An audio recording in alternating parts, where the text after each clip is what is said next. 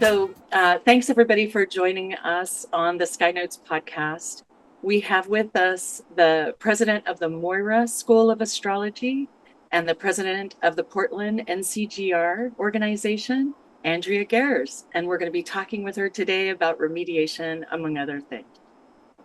Welcome. Well, thank you. Thanks for having me. Thanks for coming. So I'm going to start right out the gate with something that has come up in the last year a few times. So can we talk about what is remediation? Sure. I would say magic is one form of remediation. Astrological remediation would be anything that when we're attempting to heal or soothe a person by use of the astrological chart, but also really it's remedying anything that you have a hard time with in your chart. So, let's say you have a hard Mars, like Mars is, people always think they need to remedy a weak Mars, but a strong Mars is actually something you may want to remedy. Let's say you had Mars in Aries rising conjunct the moon in Aries, and there's a violence issue. That might be something we want to remedy. And so there's a million ways to do that. Magic is one of them. Magic could be doing mantras or, something, or wearing a stone or a ring to, suppress the Mars energy in that case.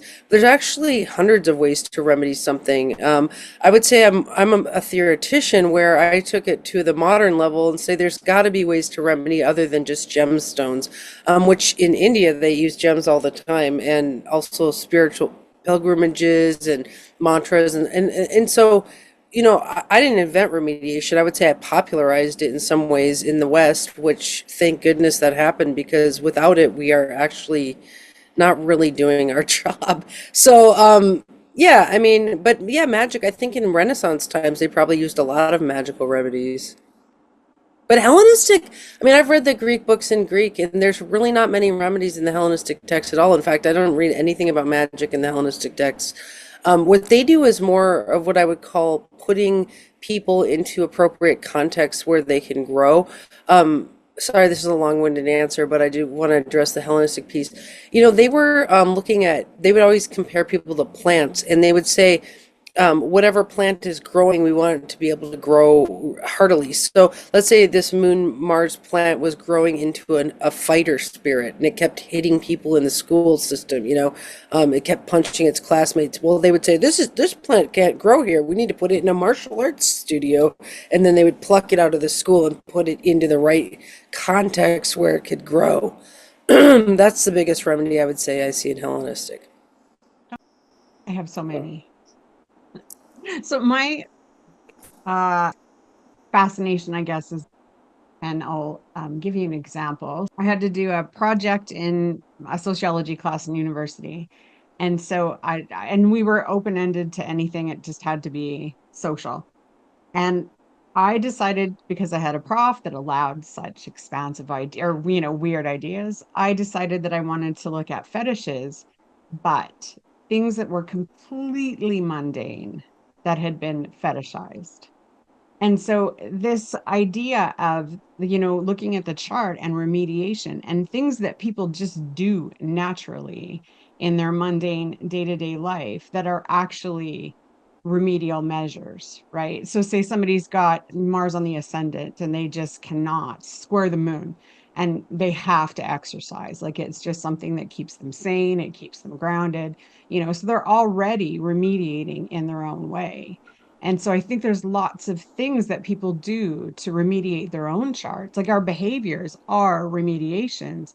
And I think that, tell me if I'm wrong, Andrea, that remediation is those general things that help us bring the best out of the things in our chart. Or maybe not. I think people maybe have bad behaviors that tend to speak to a planet. But I think that we can do things, mundane things. I absolutely agree with you. I think children are the best remedy artists ever. They will do activities that their chart, maybe we see a Mars Uranus conjunction in Sag rising, and the kid's a crazy skateboarder stunt person, and they keep doing explosive tricks with a skateboard. And of course, the mom is going to be trying to hamper that behavior because it's dangerous. But a Mars Uranus conjunction is kind of dangerous. But that kid might have a wisdom of, a lot of these kids don't get hurt very often because they have this psychic wisdom about how to use their body in this explosive fashion or whatever you. I think a lot, and we call that, symbolic substitution is when we do activities that are kind of under the symbology of the planets. Like Uranus there is explosive and Mars is physical. So we would say explosive physical acts are a symbolic substitution for Mars Uranus energy so that it doesn't just explode on you, basically. So I think what you're talking about is symbolic substitutions, and I actually agree with you that people do these all the time without knowing them, and they are remedies. Someone with Mars rising and they exercise all the time. If we look in the Mars chapter of remediation, it says, problems with Mars energy is like wanting to pop out of someone's body, wanting to hurt someone, the self or others. Well, a lot of people with these martial charts, if they don't work out, they get really cranky. And so they get kind of violent if they don't expel their energy. We see a lot of ultimate fighters and things like that have domestic violence things. Well, it's like if they didn't get their Mars energy out, then they're kind of cranky, kind of things. So I agree with you. A lot of people have that wisdom of what they need to do. We get into harm reduction of when certain behaviors are causing problems. If we have a Moon, Venus, Jupiter conjunction in Taurus, and the person is actually being bulimic, which is actually a remedy, because transits to a Moon, Venus, Jupiter in Taurus would want to eat and eat and eat, and eat, like, because it's just a lot of sweets and a lot of flavors and all this stuff. And then I think the purgation or puking of it would be a remedy, actually, to say my transit ate too much and I'm uncomfortable, so now I'm going to purge it, but then we pathologize that behavior in society because it eats away at the teeth and it's just not good for you. So eventually sometimes we have to do a harm reduction standpoint. Right. So I'm this symbolic substitution. I love that. I had to write it down. And so can we say that symbolic substitutions can be remedies, but they're not always remedies? I think of them as always remedies. They're actually my favorite remedy. If we can get a person into an appropriate activity, then there's nothing pathological about them. You could say nothing's a detriment unless it's expected to be something else. If Right. somebody can't stop talking and you give them a podcast, then they're doing a beautiful job, So. It's like you're in my head. Okay, Tracy, I'm not going to take us too far off, but I do want to kind of get into this from my standpoint, and I can tell it's different. So tell me if you need me to put a period on the sentence, but here we go. So John Gottman, are you familiar with his research? His work, when his wife joined him, she said, this is useless unless we can guide people to a better solution. If you can tell 95% of the time if someone's going to get a divorce, what value are you bringing to society? And it sounds like this is the same thing you're talking about with remediation. You're finding the lever that actually pushes it, which to me begs the question. I know you're talking about pathology. I want to go into that a little bit more. What in a chart leads you to think about pathology? Is it the first thing you see? Are you looking for those bottlenecks, or how do they even appear to you? Okay.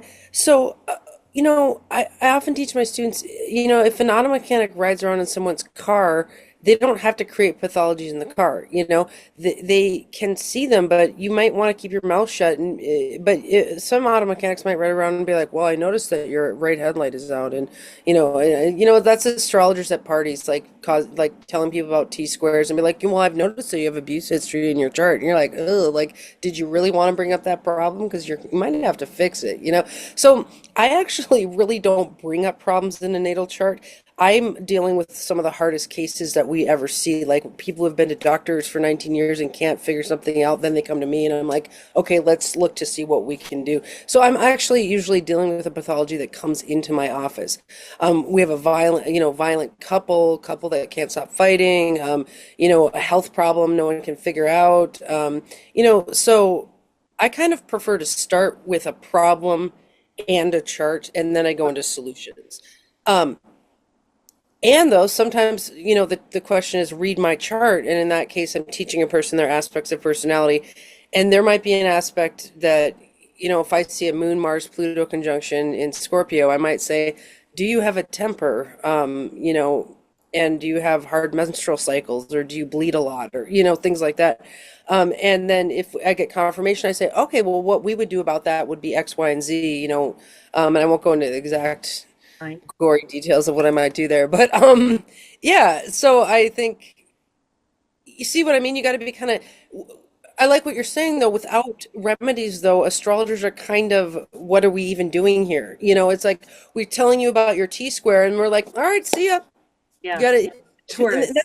that would be like a geneticist telling you you have a genetic condition that's going to be there your whole life and then just being like, all right, Thanks go on for your visiting. Yeah, no, I get it. Bye, Thanks for that. right?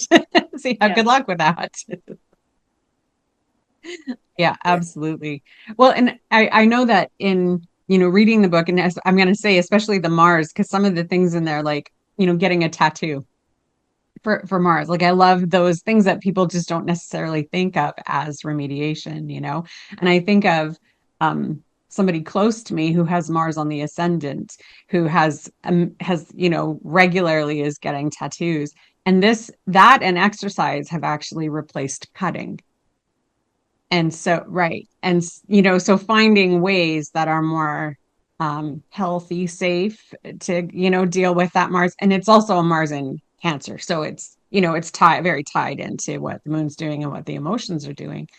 And so, again, it was one of those things where it's like wild to see how people figure this out on their own, and then just being able to say, those things are really important for you. Like, this replaced this and woohoo, that's excellent. You know, um, yeah. My Yeah. my makes other oh, no, sorry. go, Can I go. speak? So in the reading group this Tuesday, we read the book together every Tuesday, and we were talking about self-medication. Yeah. People, they're always like, "Well, I was self-medicating with X, Y, Z."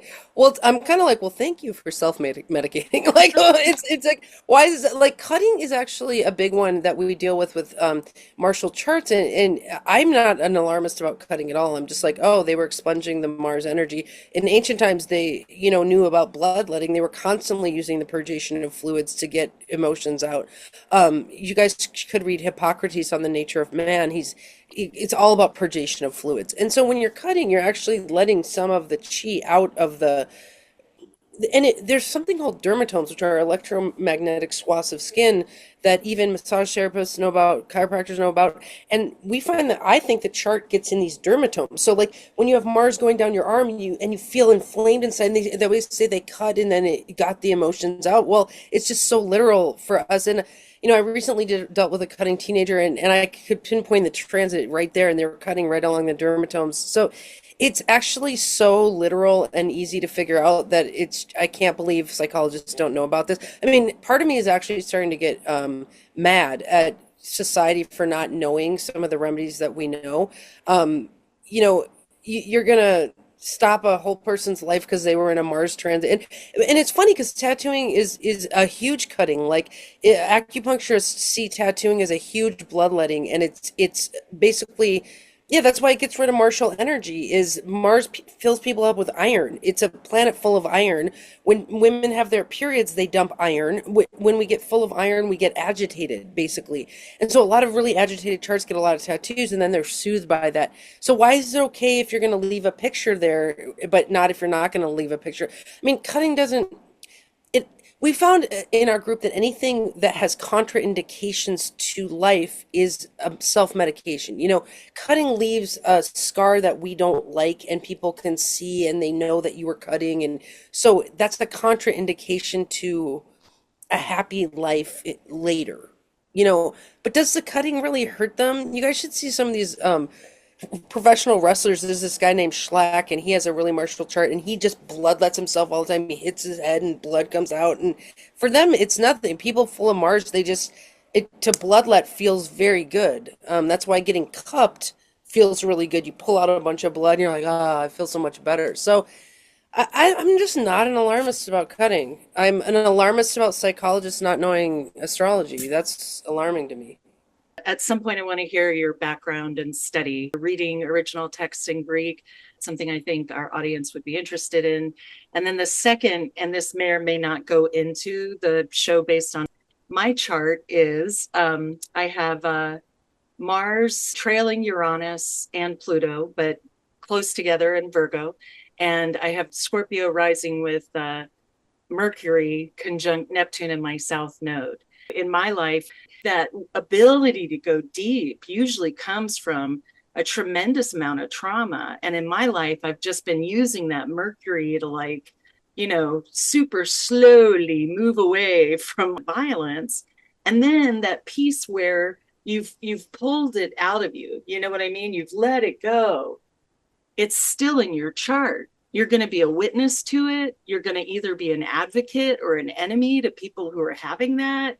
You're going to still have it in your etheric body, I would say. So I wanted to share that because I do resonate with some of the things you're saying. Like there are people that I know who, if they haven't exited, they've just experienced the quantities of brutality that on a daily basis we don't think about if we're kind of living, I would say, in alignment with our chart. There's less of that torture. Well, and we see traumas resurfacing depending on the natal aspects. No two charts respond to trauma in the same way. So, some people can have a trauma and let it go, and then other charts will revisit it for like thousands of years, which I kind of want to remedy because I'm like, we need to get away from the past. So it's like, and we'll see traumas resurface on transits. So let's say you have that Mars, Uranus, Pluto, and a transit hits it, you might get angry all of a sudden and be like, oh, I'm ripping out of my skin or whatever.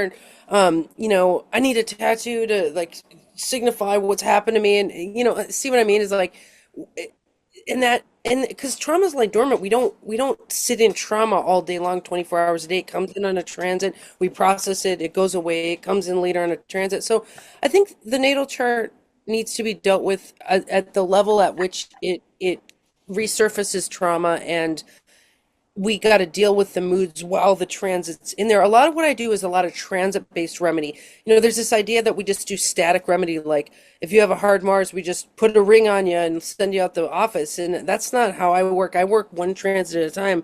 Like I might look at your Mars and be like, oh, it's okay, it's going to be triggered on these dates. All right, let's put a stone on you during these dates, and let's also do XYZ. So I'm always running dates and constantly looking at transits that resurface trauma. Back to the Hellenistic astrologer, maybe that's the thing about there's not a lot of remediation in Hellenistic astrology, therefore it defers to magic. So now we have transits, and we have transits to with planets that are not in good shape. And so in terms of the remediation you're doing, how does that play in at all? Like, how do you manage that? Sure. Yeah, I mean, so from everything I've read in Greek, a planet that is weak cannot produce what it promises. That's all a weak planet means. Does it mean that it's bad? No. Sometimes, I mean, if you have a strong Mars, it can produce shouting, shrieking, and bloodshed. Like that's actually, something that we remedy a lot is a strong Mars. So a weak planet isn't necessarily a bad thing, first of all. But let's say we have a weak Mars, like Mars in Cancer, and the problem is a person's not sticking up for themselves. They are weak in self-protection, essentially. Then we want to start remedying that because we want to booster their ability to protect themselves and get angry. So then we might, there's stones are a big one. We might have them wear a red Marshall stone. If it's Mars in Cancer, I might have them wear red stones on the Cancer area of the body. Maybe we'd have them make a weird red, like gem vest or something. And the red stones would, number one, remind them to be martial, remind them to be fierce, and theoretically it changes the aura as well. But at the same time, if we were just looking at things as they are, Mars in Cancer does certain things. Like in the body typology, it grows muscle in the front of the rolling part of the muscle of the arm. And it also grows muscle right here in the pincher. That's Mars in Cancer, it pinches. So pinching and sewing, like hand sewing. They often crochet. They do a rolling motion like this. So they might get their anger out by crocheting, right? It's not punching someone in the face, but they might be like, I'm going to crochet you the best blanket you ever saw, and then you won't be mad at me. Or like, they do weird crafty retaliations. And so I think sometimes it's honoring what they naturally want to do. We're like, can you make 10 blankets right now? I know you're mad. Or if we need them to punch the person in the face, maybe their partner has a Mars and Leo rising, and that person keeps punching them energetically. And so we're like, we need to boost your Mars so that it's a fair fight here. But if they're with another partner who's a Mars and Cancer, maybe we don't want to boost the Mars. So it really depends on why, and what we're doing. Excellent. Thank you. My God, the references to the front muscle and the wrist, like I'm in love. I apologize for not knowing your oeuvre. I have been enjoying getting to see it, but I'll tell you, it reminds me of Feldenkrais or these other kinds of modalities. Feldenkrais in particular was developed by a Mossad, former Mossad agent who became a physical therapist, who understood how kinesthesiology, how to repair his body so he could walk after he had shattered or injured most of his body. And he specifically worked with folks after they had been in war. And so if somebody lost a leg, he would work with them to kind of resolve that issue. And that, along with last year, I had a bilateral breast reduction. And the surgery is like, holy shit. Like, I don't understand how porn stars and actresses can be like, touch my boobs. I was like, do not do anything. My entire top half has been bisected. I'll get back with you in a year. And so to me, I wonder about, when is surgery, injury by war, when are these things remediation, or what is the remediation for them? Do you know what I'm saying? Yeah, that's a great question. So a surgery can be a remedy. Let's say somebody has Pluto going over a Sun-Mars conjunction in something, and all they want is to die and be reborn. It's just a death and rebirth of identity and self-transit. And Pluto's on their Mars, so they really feel that like cut me from the inside feeling. Like maybe plastic surgery is the best fit energetically for what they feel inside. I'm not a big fan of surgeries. I have a moon in Pisces, and I don't even like gender. I prefer to fix spiritually, not fix spiritually, but get the person spiritually right with the genders of their chart and the multiple genders in the chart. And like I'm just not a big surgery person because I don't have any Virgo in my chart.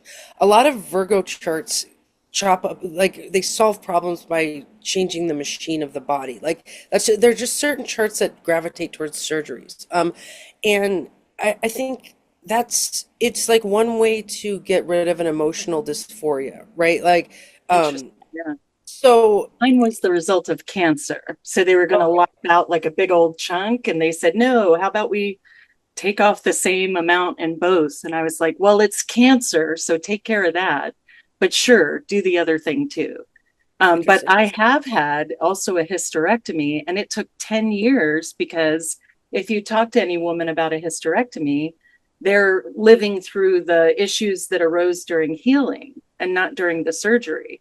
And so I knew I had to go to physical therapy. I knew I had to wait a year. I knew I had to go to an acupuncturist to tend to the scar. And I knew I had to walk. And so that took 10 years, and then I was ready. But yeah, I find that fascinating because I'm not a fan of surgery.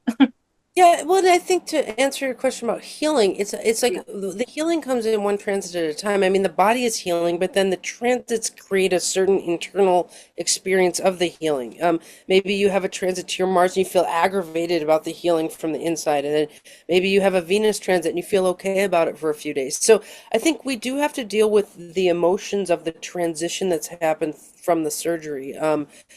You know, because the chart is showing where's our spirit at with whatever just happened to our body. Yeah.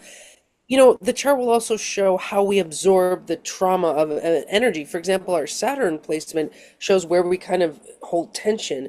And let's say we have Saturn in Gemini, which is tension in the neck. we might get a breast surgery and then hold a bunch of tension in our neck about that surgery. Be like, oh my God, my breasts feel weird and don't touch me. And like, but the tension might all go into the neck because of the Saturn and Gemini. It's like, so the chart can show how we respond spiritually to a surgery. But I don't know that we would have to look at each case and say, like, how did the surgery come in through the chart and how is the chart dealing with the surgery? Yeah, I'm not. that makes sense. And then that piece, the thing that I find fascinating about Feldenkrais is my supposition is even if I'm paralyzed, it'll give me entree into my body. And so it will help me be aligned with my form, even if, I lose an arm, I lose a leg or something like that, which is something that as I'm 57. I don't know what's going to happen to me in the next 30 years. So if something happens, I don't want to say, oh no, now I'm not living to my purpose. You know what I mean? Well, okay, so what they would say about that, and one of my favorite ancient books that everyone should know is called Ensoulment. It's about how the soul gets in the body, and they compare people to plants through this whole book, and that was a big thing in teleology theory, which is ancient development theory. Is okay, they would say that in a plant, like you can cut the branch off of a plant, and the plant is still itself, right? Yeah. The same as you can cut a slice off of a piece of wood and you haven't changed the wood at all. Yeah. So in a human, you can cut the arm off a human and you have not changed the essence of the human at all. Exactly. And also in a plant, we don't expect it to go back to where it was at the moment it's born. Like they would say, if you're not growing, you're dying, right? So even getting your arm cut off is a form of growing. Like you're growing into a new form. And now, Yeah. with a bonsai tree, we might take a branch and break it off so we can have a more beautiful formation. It's the same with Absolutely. humans. So the only problem with getting your arm cut off is that you expected to have two arms till you died. Like, why is that being a human? Right. It's like if we are a plant, we're always changing and growing. We never go back to where we were. So that's That's how they would. cool. That's really cool. Oh, As a, one more that will touch no, into you gender. go. I'm so sorry. And I'm not so sorry. I'm fucking loving this. So anyway, the other piece that I would love to hear about gender, because I haven't listened to this stuff, but I've seen some of the details that you've run down about gender. The other piece that's so fascinating, right? Like the world's shitting on trans people and gender and all this kind of stuff. And I'm like, I've had top surgery and now I'm on hormone replacement therapy, or not replacement, but like I don't get to have estrogen because the cancer's eating it. So it's so fascinating, right? Like here I am, femme presenting, and like I've had top surgery and I don't get to have estrogen anymore. You know what I mean? So it's curious. I'd love to hear how the gender factors in to Interesting. your work. First of all, I'm enjoying your Mercury and Scorpio with all the swearing. That's so fun. I have Mercury and Scorpio too. I would be swearing if I don't know if I knew I could. No, I don't know. You're welcome to Stop it. swear. Yeah, everything that's happened here, I would put out. Like I'm to me, astrology is R-rated. Actually, it's adult Yeah. school. Like Yeah. it's not for children. Actually, Yeah. no, I was actually being sincere when I said I enjoyed it. I love Mercury and Scorpio. I have it too. Yeah. But let's see. No, as far as okay, the question was about gender. Well, I think the first thing is like what we're trying to do at the Moira Press is talk about gender. At the Portland School of Astrology, where I worked for 7 years, I got in a lot of battles with students. Now, I have a battling chart. I have a Sun, Mercury, square Mars, so I would not take it lying down when they would tell me they knew more about gender than I did. I actually have a bachelor's in. I basically studied queer theory in college, and astrology just knows more than queer theory. I mean, I was like, you can tell me you think you know everything about queer theory, but astrology would assume a cyclical, fluctuating gender. We would Yeah. accept that there are multiple genders in your different aspects of personality, which come out cyclically on transits. That's why you can transition surgically, which is a one-way door decision on a certain transit to part of your chart that might be, let's say it's super masculine part of your chart, that's fine. You have a transit, then you get a surgery, and then a super feminine part of your chart comes up later on transit. Like, I just want you to be aware that we Yeah. see multiple genders in one human, and That that is resonates. two-spiritedness or three-spiritedness, and that we accept and see that. So they would get real mad at me about that because they thought I knew was saying I knew more, but I said astrology knows more than Yeah. anything about humans. But um, I am an astro radicalist, I will say I that. love it. Love it. As far as what you're saying about the surgery and the hormones, you're totally spot on there. It's like surgical interventions have happened for everything. The deaf community deals with this with cochlear implants. Is is a surgical intervention the right way to deal with a problem of identity or culture or what have you? And I would say that the Uranus and Pluto and Virgo generation did a lot to advance surgeries in all communities. Like that, the cochlear implants came from that generation. The surgical interventions for transness came from that generation. I mean, there's just a lot of surgicalism in some charts and some generations. And so that's one way to attack things, right? You don't have to attack cancer with surgery either. Some people go get vitamin B infusions or whatever, So I think we all should have the right to have surgeries. That would be like taking your car to an auto mechanic and getting the air filter changed or something. We all should have the right to auto mechanics. And we should all have the right to drive our car around with a dirty air filter if we want to also. It's just it's one pathway to change the situation. Yeah, I appreciate that. Okay, pause for me. Go, Tracy. I'm just fascinated just when you said that about the Mars and the Virgo. And I mean, I have a sun in Virgo, I have a moon in Aries, and Mars is the top of my chart. And I've had 7 surgeries in my life, had things replaced, cut off, all sorts of, interventions. I'm not as excited about it now that I'm over 50. Before 50, I thought I could be cut apart and put together, but in better condition. Now I'm like, do I need a surgery for that? Maybe not. Um, like now I need a new knee, they tell me. And so I'm like, do I want a new joint? I'm not sure that I'm totally sold on that idea. Um, but so and I had a question and now it's gone. So Lillian, you go while I try to think of my question. Yeah, no worries. So I thought what you were saying about the generation was interesting.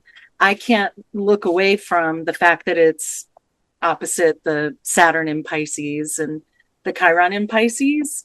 And that really has shaped a lot of, I think when I first started getting into astrology, the advice I was getting is uh, I I worked at Norwalk for like 16 years with Greg in the bookstore. And so I used that to visit with every astrologer I was curious about. And so I would ask them, hey, look at my violent generation. Look where it is in my chart. It's like, boom, right there. I'm going to kill everybody, like I should have been in the towers, on 911 or something like that. And Rob said, yeah, but that's only going to happen when you're with other people of your generation. And, I think I studiously avoided people who were my age for a good, 10 years after that. Whereas before then, my partner was born 2 weeks after me. My best friend was born like 3 months before me. And like there was a really, really intense group of us. And we understood each other and we loved each other. But then when the time came to separate, it really was explosive. And so when I think about that generation, one of the questions that comes up is, do you set up, like, do you correspond Gen X with Pluto and Virgo, or do you give it the 2 sign kind of width? That's not my specialty. I don't even know the years of Gen X. But I That's do good. want to say something about that Saturn in Pisces. Yeah. And we're getting the Saturn returns to these people right now. And I think, what I notice in this generation is they are trying to get the vibe correct. That's the Saturn in Pisces. You guys aren't just having surgeries for no reason. Like the trans people are trying to have surgery so that the vibe with everyone can be better, so that there's not as much. A lot of it is, interfacing with humans in the correct way that makes them most comfortable. So a lot of trans people will have a surgery because the world keeps reading them as the other gender over and over again. They're like, all right, let me just get this surgical tweaked so that we can have a better vibe. So I think there is something very miracle focused and magical focused about that generation. As astrologers, you guys are one of the biggest electional astrologer groups I've ever seen. I constantly get requests for electional charts from your generation, and it's like you're wanting the exact right vibe to do the thing, whether it be the surgery or so there is a lot of look into Pisces things with that generation. I would say you're not equally Pisces as you are Virgo, but there it is an opposition of looking at things, divinity, prayer, Course in Miracles. Like, what can we do to get like the zeitgeist really good? And surgery would be part of that. It's like a dance between So tweaking interesting. bodies and getting the zeitgeist. Because my trans community, like I co-work with trans folks, and they talked about gender euphoria versus trying to pass. That trying to pass was one piece of being trans, but it wasn't the entirety. Much more of the I would like to have top surgery, but I don't want T, or I want T enough to kind of nudge something this way, or I'm trans, but I don't need anything done. I still get the euphoria. When I think about my generation, in particular, my chart, and I think a lot of folks, 66, it was partial Neptune. And my particular Neptune is on the ascendant. So what I found for years and years and years, when I would awfulize, it would come true. And then I was like, well, fuck, let me think of some more positive things. And then they would come true. And so there is like this real, it works for me to leverage magical thinking, but the Virgo doesn't leave it there. And certainly the Mercury and Scorpio is like, what? What? Be serious, be present. This is happening right here, especially with that Neptune on the ascendant. Interesting. That's so manifestation theory and having Neptune there. I mean, Neptune gets to our visioning center, and I swear it rings the pineal gland. So when you have transits to Neptune, we get visions. And so in manifestation theory is all about getting the correct vision so that you're sending out the right vision to people around you and they can pick it up with scent or what have you. So you're actually right, where if we send out a negative vision, we're going to get negative results. And if we send out a positive vision, and because you have a Mercury Neptune conjunction rising, you're going to be more strong of a visioner, or you're a visioner for your generation, and your visions are supposed to come right out your mouth. That would be the Mercury piece of it. Is I could see you standing in front of a crowd speaking beautiful visions to a crowd. But yeah, that chart would have to be a little bit careful about if it went to the negativistic side of things with all that, Mars and Virgo, and being like particular about what's wrong and noticing what's wrong, or, it would be like having to notice what's wrong and then speak a better vision instead of talking about what's wrong. That's manifestation tricks though. Interesting. That's Yeah, interesting. Yeah, it's wild. you had a cool chart there. It's a I was humding. experiencing background noise, so sorry, I was muted for a moment. Welcome back. Um, Did you get your Thanks. question back? I do. Yes, I remembered. So I have two, and the first one is so when we talk about Pluto and Virgo and surgery, also Chiron would have been is in Aries for us. And so do you use Chiron much or um I'm just not I'm so busy with the 10 planets that I don't really get to Chiron. And plus, the story of it is just wound, then healing. So I guess that if I was using it, I would literally be like, if there's a wound here, let's heal it. Like that would be as far as I could get. right, right. And so the other thing, which was the bigger question, is, talking about gender and all of that, it gets tricky to talk about, especially, you know, I do acutonics, which is sound and planets and Chinese medicine. And so as soon as you start talking yin and yang and trying to find the language that isn't going to piss people off, in discussing masculine, I mean, even in astrology, it's this dance around he, she, is that like, so how do we create a situation where we can honor that yin yang energy because it's significant in certain discussions versus a spectrum of gender? Well, okay. Oh my God, you're pushing my buttons right now. I'm getting all agitated. Okay, but I'm so glad I have a gender and astrology playlist on my YouTube channel because when I was at the Portland School of Astrology, I got called anti-trans and all these things because I would fight the students because they wanted me to basically never say the word masculine or feminine. They wanted me to never say that the planets were masculine or feminine, that a sign was masculine and feminine. And I'm like, okay, you can force me to say yin and yang, but you can't take away words that help us understand. Like, I'm a gender maximalist. Like, I want to talk all about gender, including masculinity and femininity. And so I got in all kinds of trouble, right? Well, I'm responding to that trouble now because I'm like, I'm still mad that got called anti-trans. Meanwhile, my best friend is trans. I'm not trying to tokenize, but I'm like, my literal best friend is trans. You can't say I'm anti-trans. Like, so anyway, I started making these gender and astrology videos, and we just made one with a trans guy who's saying that he is pro-binary, where he's saying without he and she, without masculine and feminine, you can't even get to talking about anything else. And so he's pro-binary, and he's trans. And so I'm like, woo, woo, like we're getting somewhere. Like this is actually a controversial topic that you can't take away, Matt. You can't take away my language. I'm not.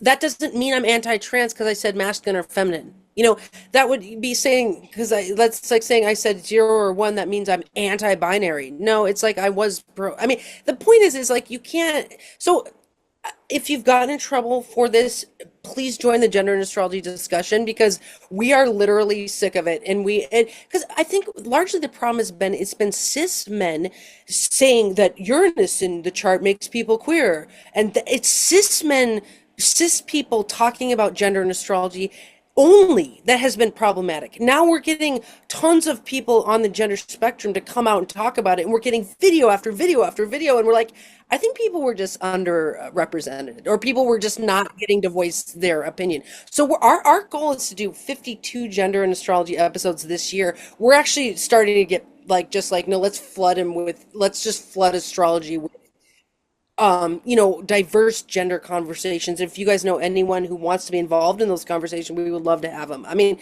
that's what I think is the problem, is that we just have not had trans and queer people talking to high level astrologers who can pull them up in the community. It's like one of the things I can do as being a little famey at this point is be a philanthropist, which is, okay, I got a crowd, get over here and you talk to the crowd. Like you talk to them. This isn't about me. This is about gender and astrology. Go. Like, so I love having a crowd just to let people talk to them, honestly. Because that's what the only thing that's making them feel heard is that enough people are hearing them.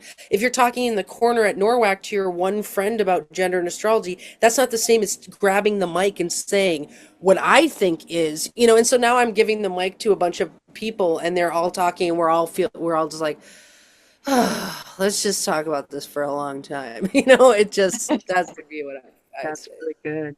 Yeah, I have theories about, and sorry, Tracy, shut me up if you need to, that part of the gender evolution is a true defeat of patriarchy, because if they can't tell what gender you are, they're fucked, If you don't accept man as like the best gender, then they're fucked, And then what's the other part of it? I loved what you were saying about the transits impacting gender.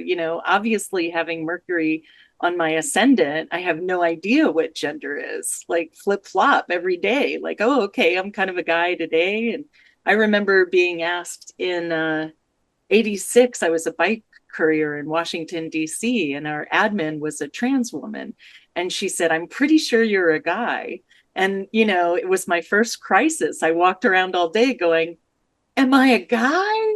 How am I a guy? And then my ultimate connection was, there are so many women like me. I'm womaning it up. This is me womaning it up. And if I am a guy, look, God will give me a door to walk through. No problem. And then as that evolved, I love the queer revolution and got to live in San Francisco and Seattle. So I feel, replete, knowing that I want that future to flourish. And I feel like it's a good, I'll give you a contrapoint. I feel like incels are just representatives of countries with bad human rights. And they just want to bring those bad human rights over. So What's there's an incel? an incel is, I don't know the genesis of the name, but it represents a guy who feels really shorted because he can't control women and he can't like get women. And so they feel really left out of this new brilliant world where everybody's just doing what they want. They're furious about it. And in my mind, I think of those really misogynistic Egypt, I think about, or South Korea, where it's okay if somebody gets raped, or where they do honor killings, on women, or, want people to be slaves. So I don't know if that puts the pin on it, but there was a incel in Southern California who went and killed a bunch of women.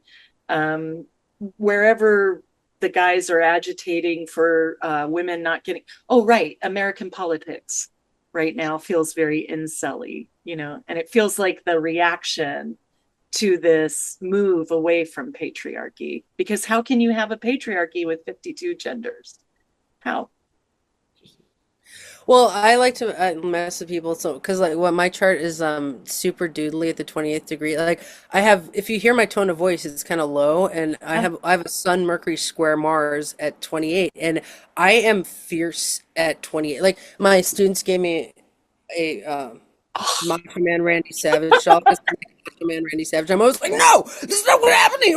Like, and I'm like totally a dude at the 28th degree. But then I have a Pisces moon at 14 and my Venus square Jupiter at 6. So I'm a total chick at 6 and 14. So, I would say if I had to choose, I'd be a three spirit, two parts female, one part male.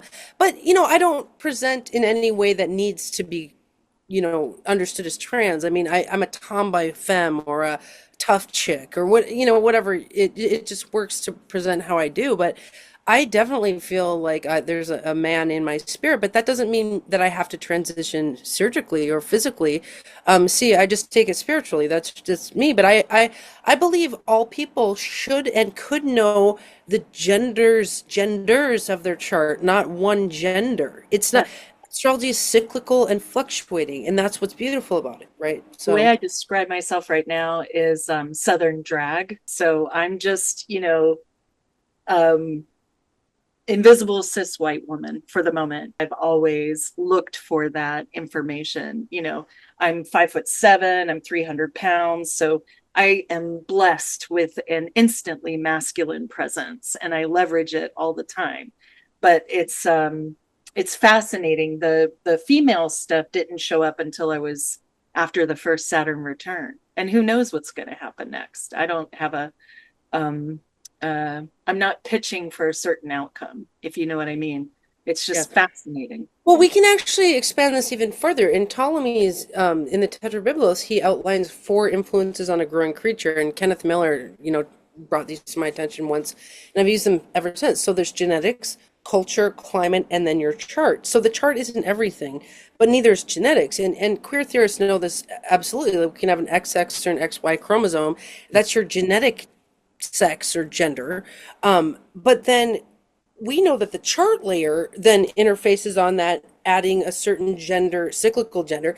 But then there's also culture and climate that you're growing up in. If you grew up in a super masculine culture, or maybe you grew up around professional boxers, well, you might have a more kind of yang gender because you grew up around boxers, or so I think we can look at all the influences on gender, but not as a critique of gender or that we're trying to figure it out. Like Barry Perlman always gets mad at me when I bring up gender and astrology. He's like, you're trying to figure it out as if you were a geneticist trying to figure out. I was like, I'm actually trying to celebrate gender. Or like, I love Barry, but I'm like, I'm also queer and I dated women for 15 years and I can celebrate gender. Okay. Like I'm not a cis white dude looking at like, is Uranus in the chart making someone queer? I'm like, let's celebrate gender on all these levels. Like we're going at gender. We're not like trying to squash gender. Right. Yeah, So yeah, absolutely.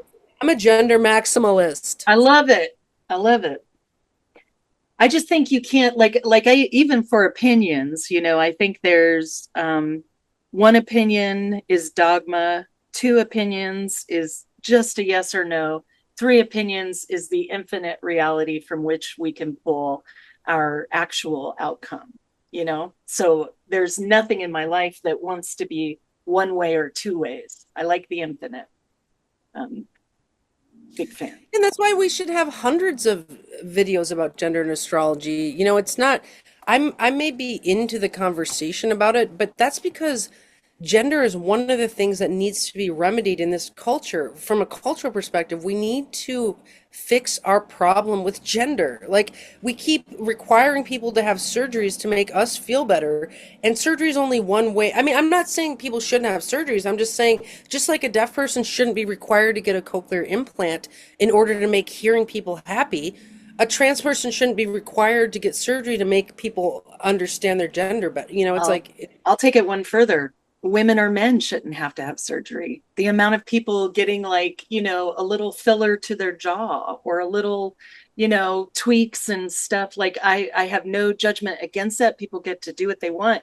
But this endless, like, am I okay? Am I okay? With a lot of attention to changing how you are, I do not think is part of the, what did you call it? Teleology? I don't think it's part of our growth cycle. well, okay, so I think one-way door decision surgeries are okay. I think surgery is part of the growth cycle. Like if you take a plant and you bonsai it, you break off a branch and then you twist it so it looks better to you. Surgeries could be saying bonsaiing our tree, right?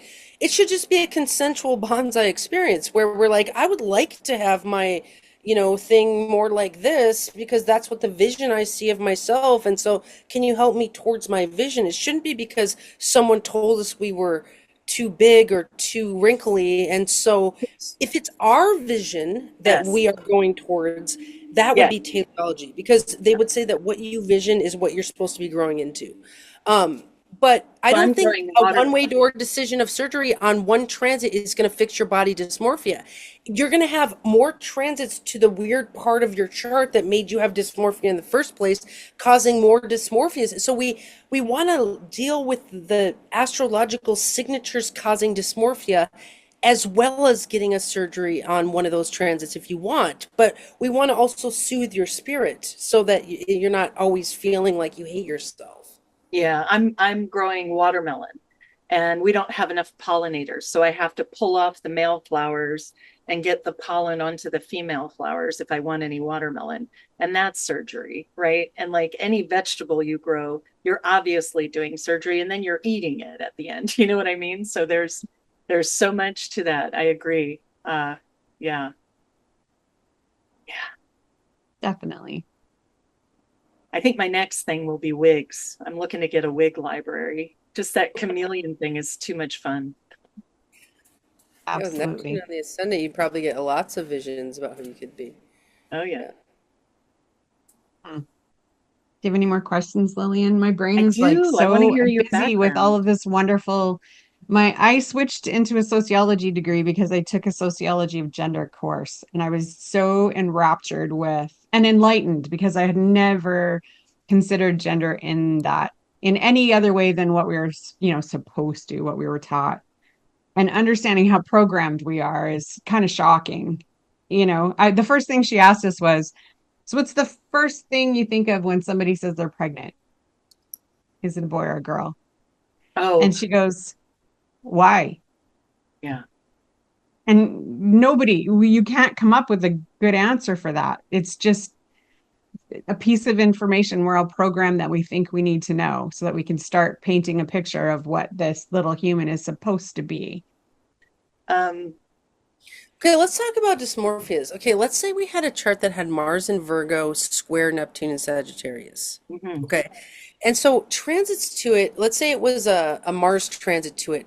The Mars in Virgo might start getting really particular and like, oh, I want things to look like this and I want things to look like that. Like Mars in Virgo is just particular, right? Huh. And the Neptune in Sag would be visioning like, how can I be free? How can I be more free to be myself? And how can I not be encumbered and all this stuff? So let's say we get a surging transit to the square. They're like, I need to be free by doing this detail work. If I did this detail work, I would feel more free. And so maybe they go to surgeries. Like if I had this nipped off or this mole removed, I would be cuter. Or if I had this cut off, I would be. And so they're obsessing on surgical alterations, which is actually just an obsession with details Yeah. on that would bring them towards freedom. So transit after transit brings that obsession, Yeah. or that feeling. So we could give them 20 activities that are detail-oriented Mars things that aren't surgeries. We could say, all right, can you tailor your wardrobe? Can you Yeah. tuck in, can you sew something on your Foundation clothes that garments. makes it look, wear like half mask clothes, half feminine clothes Yeah. is that detail work?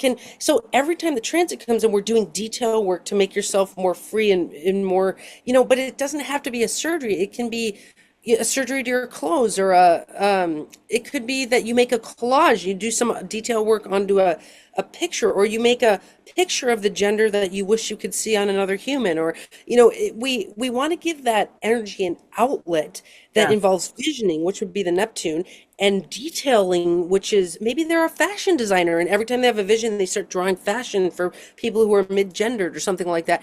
That's fine, but that's a better use than just constantly wanting to give yourself surgery, because like that's the only Mars and Virgo thing we can do.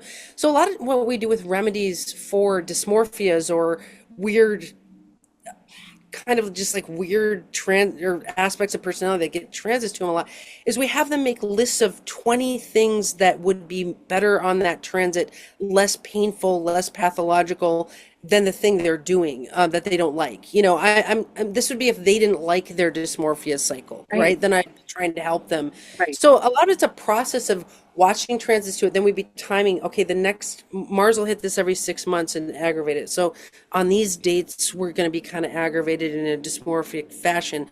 Okay, on this date, let's make a list while you're in the energy and see what feels good at the time, So that's where predictions are helpful, because we can predict dysmorphias and then get ready to handle the dysmorphia in a positive way. I just want to cry. That's like fucking beautiful. That's what a relief, right? To not have one fucking answer, right? That's awesome. That's Yeah. really, yeah. So So I with feel like I do think as a theoretician, I am bringing remediation beyond gemstones and saying this is a process. That's why we use the word remediation, which the ending applies on an ongoing, if you said explicitization, it's like the ongoing making of things explicit. It's like the ongoing applying of remedies. It's not just like you do it once, Yeah. it's like, so. That's so cool. That's so cool. Because that comes up everywhere, right? Like I am one of the people cruising towards my second Saturn return. And it's just hilarious, right? Like shit's dropping away. And I'm like, where'd you go? And, I call up Tracy and I'm like, Tracy, what am I doing? And yet I love that, being an astrologer, I know it's going to fall away. I'm just keeping an eye on what's going, I'm just, and seeing what comes up around that. So that kind of attention to the repeated cycles, that's definitely a piece that I know Tracy does it a lot, but it's sort of like what is so difficult to convey to clients, with Well, dysmorphia as a topic, it feels really clear.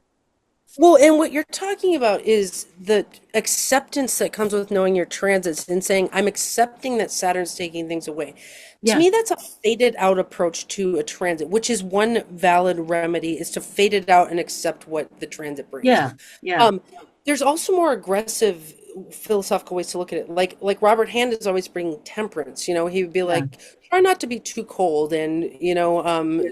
distant on this transit. Like, so that's the kind of temperance approach. The remediation approach would be that we start doing Saturn activities, like structuring or scheduling is a big one. So if you don't want to keep losing friends or whatever, you might start structuring or scheduling with the friends that you do have, or saying Yeah. this composite chart is really good because you want the right vibes of Saturn and Pisces. So I like the vibes here. I'm going to structure and schedule with this person.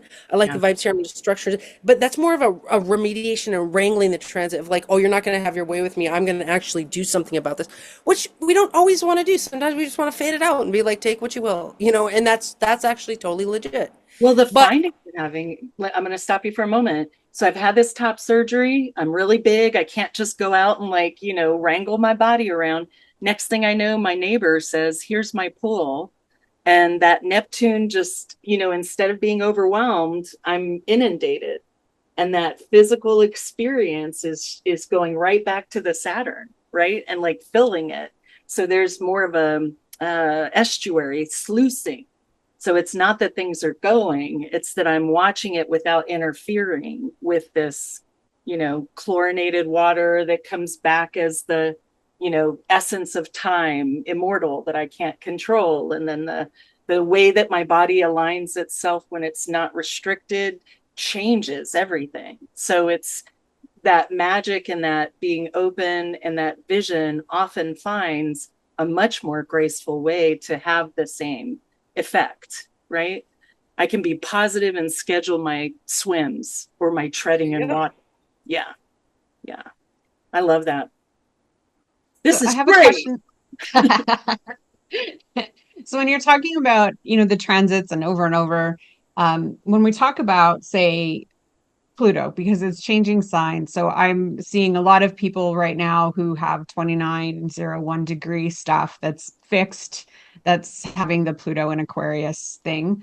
Myself included, it's opposing my Venus. So when you talk about helping to work with that, what orbs are you thinking when it comes to things like that? Are we talking about when it's exact, or have you noticed anything in terms of orbs with those big outer ones? Sure. It's all a rhythm. So when it's exact, obviously Pluto really gets the energy. It's like a little laser, like bzzz, and with Pluto we see things of like obsessions with things or like an intensity and I love Pluto because it brings obsessions that go on for a few years. When Pluto opposed my Mars in Cancer, I obsessively crocheted like tons of stuffed animals. So it's like we see years of something. It's almost like having a Mars transit that goes on for years. But I would say the orb question is there's a rhythm to it. Like let's say Pluto's at 0 and you have something at 3. Well, the moon will trigger that Pluto, and then for the next 6 hours, it will get your planet. So it's like we got Pluto energy, and then we got 6 hours of your planet. So I would say that's still an orb, but it's not as intense as if when Pluto's at 3, and you're going to get that intensity right when you're getting that transit to your planet. So it's kind of a meandering Pluto transit versus a tight but once we get to 6 7, it's like we feel Plutonian in the morning, and then like 12 hours later it's getting our planet, so it's not as, so probably at 3 degrees is maybe, yeah, 3, but it just it's like a rhythm to it. It just changes and Yeah. A friend had noticed somebody in her world had, it was Pluto to the moon, and it was moon in Capricorn. And what she noticed was it was triggering a bipolar cycle. And it was actually the 3 degree where it would really start, like in its most, aggravated, I guess is the best word. And then it would actually ease the closer that Pluto got to the exact, and then again out to the 3 degrees. So that was the flow that she noticed with the Pluto transit with the moon. And that it was, yeah, 3 degrees was when it was like, oh, this isn't going to be fun, and then they could kind of track until it was at the 3 degrees again. So, fascinating. yeah, yeah. Right, I'm I- taking notes. Bipolarism would be one to discuss because astrologers know more about bipolarism than anybody. I mean, if you're really looking. It's the farthest psychologists can get is like you're gonna have. Sorry, I'm using like You can be the, mad at the psychologists. uninformed psychologist voice. You can be mad at You're them. gonna have a mania, and then you're gonna have times of depression, and that's all we know. And I'm like, oh, really? We know exactly how long that depression is gonna last, and then when you're gonna go into the mania, and what aspects of personality cause the mania, and what it's like. Yeah, And it's not two poles. It's not bipolar. Most charts have about 4 poles or four yeah. aspect clusters. Like I. I have taught so many people who are bipolar how to read their transits, and their bipolar is no longer an issue because they can read the clock of their manias. And yeah, I mean, just how to remedy that is a whole discussion. It's a big deal, though. We love It a feels lot like of a book. bipolar people. Yeah, a book Yeah. maybe. Oh Yeah. God, you're scary. Like transits and mental illness and how to work with them. I think that's a whole series. I Well, I'm would thinking I would about, buy that series a yeah, 1000%, by the way. Yeah, one thing I want to say about bipolarism is I really, really want us to reframe how we look at mania. People are always asking like, it's just a mania, or, you're just in a mania, so calm down. And like, to me, people are wasting manias. Ancient occult, theory knows that the sunlight hits your eyes and it goes down your spine. That's what the Cadeacus is. Those two snakes around the medical staff is the sun and moon eye and your energy channels. So we know that the sunlight hits us and then we actually have to move around and do stuff. And so when someone's in a mania, the chi is actually filtering through them in a way that they need to do more stuff, or they they say I'm invincible, I can do anything, and we're like, all right, well, can you get over here and do this then? Like, we don't want to waste a mania. We actually want to give it a life purpose and say, what is your chart trying to do right now? Oh, I see what you're trying to do. You're trying to do community building. It's Mars in your 11th house. Like, all right, what community do you want to build, or what community do you want to work for? Can you work for homeless children? It's like we don't want to waste mania. That would be a waste of invincibility of the human animal being exceptional. And so this is why I like to get, working with the bipolar clients is what are your manias for? No two people have the same mania ever. And the chart is trying to do something. So are you, usually these are exceptional people trying to do exceptional things. And so, yeah, so depression would be, pause to reflect. It depends on the kind of depression. If it's a Saturn depression, let's say the person has a Moon Saturn conjunction and they get cyclical depression. Well, maybe they're really good at boundaries. Maybe if it's a Capricorn Moon Saturn, maybe they're a school administrator and they're not actually depressed. They're actually cutting people off because it's a boundary situation. If it's, let's say, a Moon Saturn conjunction in Cancer, they might be depressed because the children at their daycare are not getting appropriate services. And then we'd be like, all right, are you supposed to be working towards appropriate services? Like, what is the depression saying? What is wrong? And what boundaries can be set there? If it's a Neptune depression, where it's like this vague, amorphous, like my vision of the world is being crushed, then we're like, what is then we go to manifestation theory. Can we get a vision you like? Okay, can we start manifesting that vision? So I think we have to look at what is that depression saying to us and what is it trying to do? Well, what I didn't hear, which I love, is we put them to work. We make them keep doing stuff. We leverage, which is what our society does, right? Like there's no understanding of the legitimacy of having a barren time. There's no like assurance. Like you're saying, every time you say cyclical, I go, that's right. This is not a dogma. We're living in something that is contradictory and paradoxical and multifaceted. So we don't need to be reductive, right? And I think that's key. Yeah, I love that. And you're right. When someone's depressed, I would never, especially like if Saturn was going over their Neptune, for example, I would not send them to work at all. I would say it's time for you to stop working and reconstruct a vision that works for you, and then we'll get you working on the things that support that vision. There's something wrong with they're depressed about, they're not living out their dream, essentially. There's something, you know, yeah, a lot of times we ask the higher self, like, what is this for? Why God, why? Yeah. Um, yeah. Yeah. Well, and that leads me to another thing. So the sense is, if you're working with your higher self and there's a language that's coming to you, and I'll give you an example.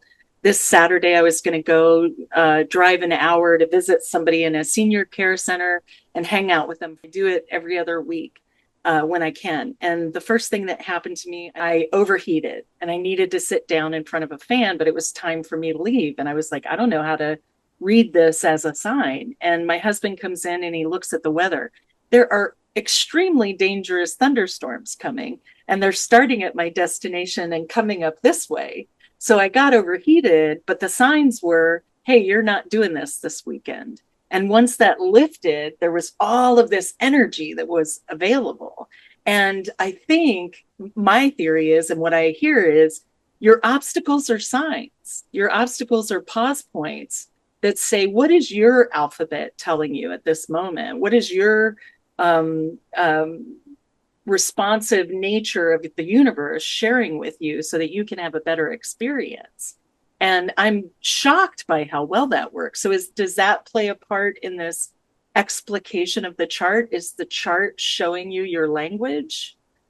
Yeah, I like that. I mean, it sounds to me like God's rejection is, or no, rejection is God's redirection. It's Yeah. like you were rejected from going on your trip and you're redirected to this other thing. And, yeah, I think we're in teleology, we're always listening to visions, and what you're talking about is like augury or where you're reading visions everywhere. That, Quakers do that. They see God visions everywhere.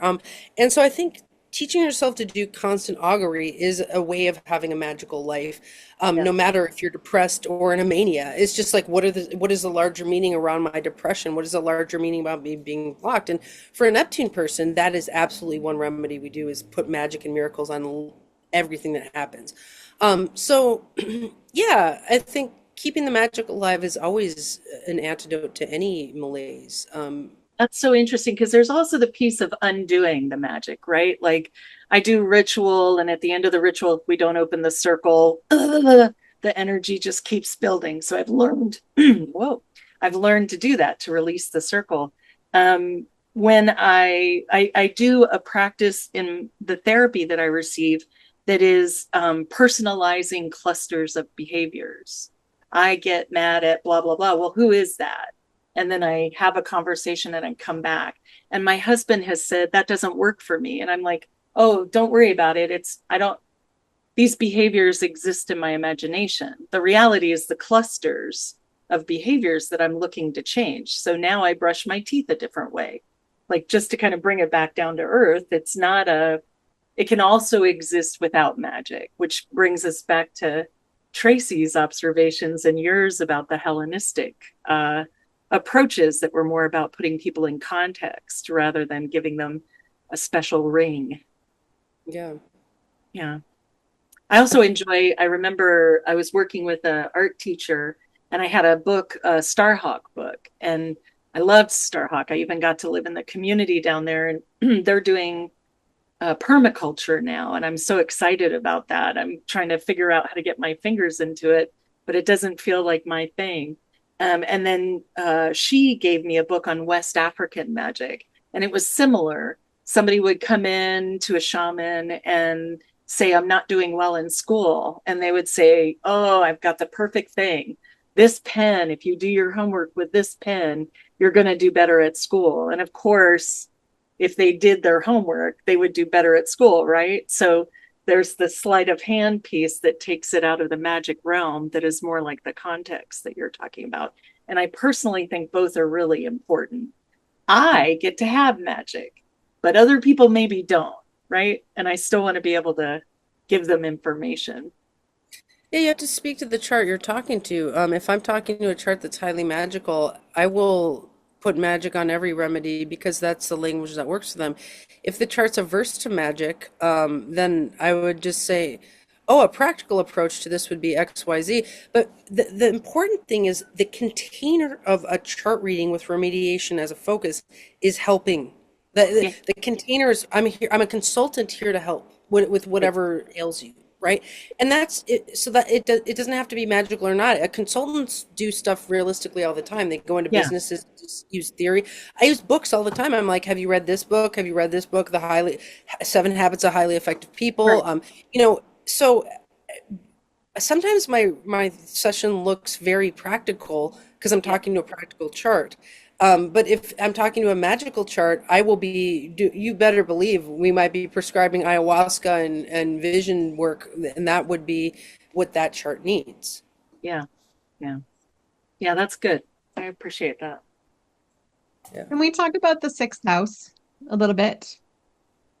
So, I have questions. That's why I'm here. I'm just going to ask you a lot of questions, Andrea. So the sixth house being, do you categorize it as the house of illness when you're doing remediation work? It can be, yeah, it can be. What I noticed, okay, so let's say we take a planet in a body system. Let's say we say Mars is in Libra. Now, that can be channeled into the third house. So Mars and Libra could inflame the kidneys. It could put the adrenals under fire because the adrenal sits right on the kidney, which is the fight or flight gland, and Libras are very relational. So if Mars is in the third house, maybe the person's a fight or flight person in communication, which is the third house thing. So they're wearing out their adrenals in communication, and so they study nonviolent communication or something. Well, that same Mars in Libra could be put in the sixth house, and they're wearing out their adrenals. But what they do in the sixth house is go see a doctor about it. Whereas in the third house, they study nonviolent communication about it.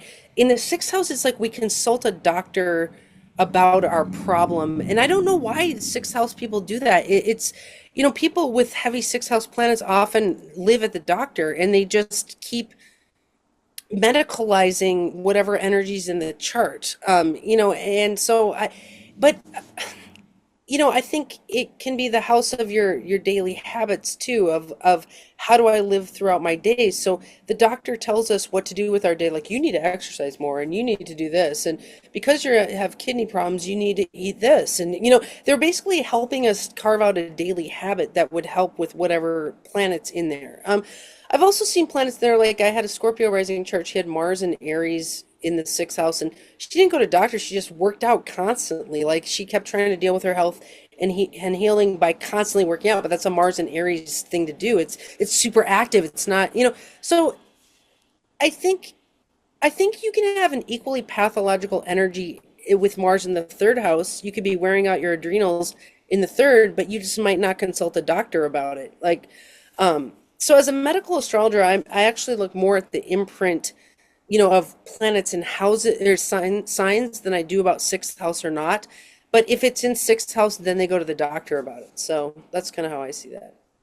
Well, and again, the reason I brought it up is because, I mean, from your example about Mars and Aries in there is excellent because I think about my own chart, the ruler of my sixth is in my sixth. So that would be the same with that Mars and Aries, right? If Oh yeah. if it's, that would be even more potent just because Mars rules Aries. But it's like I have a lot of fear around remediating the sun because it sits in the sixth house and it rules the sixth house. And so then am I going to create disease because of how my chart is set up? Does that make Interesting. sense? It makes me think of how you could become your own doctor. Like it makes me think of this book, the Well Body book, I've got in that. which Yeah. you have this. Yeah. Okay, well, in this, you become your own doctor and you ask your highest self what is going on with me and things like that. So, if your son's in six, I would say become your own doctor and inform your own daily habits.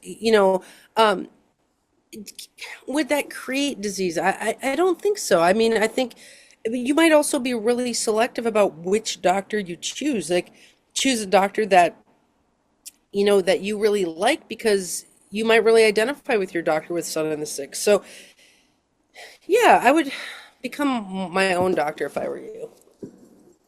Well, you do Well, and acutonics. I wonder if you do I acutonics. Is that what right. you're? Oh, So I'm glad you brought that up because that is one of my hurdles with the acutonics was this like, so am I going to create problems if I treat myself with acutonics Mm, because of what we just talked? You know what I mean? And yeah, so, but I like Andrea's take way better. I'm going that's to much better. go that route.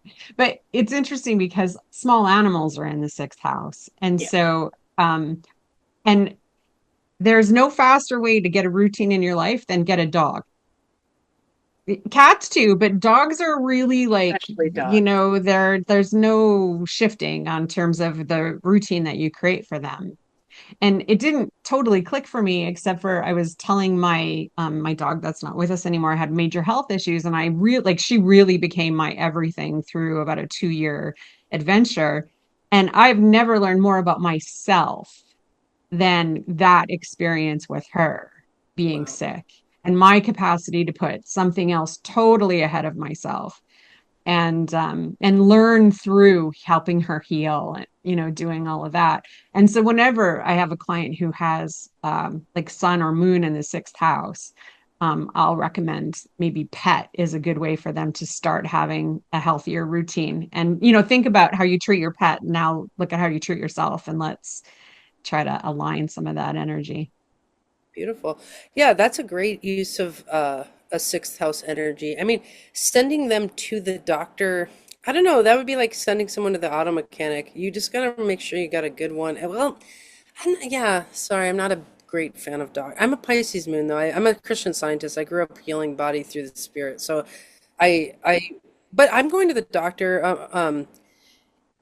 Well, okay, here's an example. So my feet are swollen right now, and but the thing is that Jupiter is at 14 Gemini, square my moon at 14 Pisces.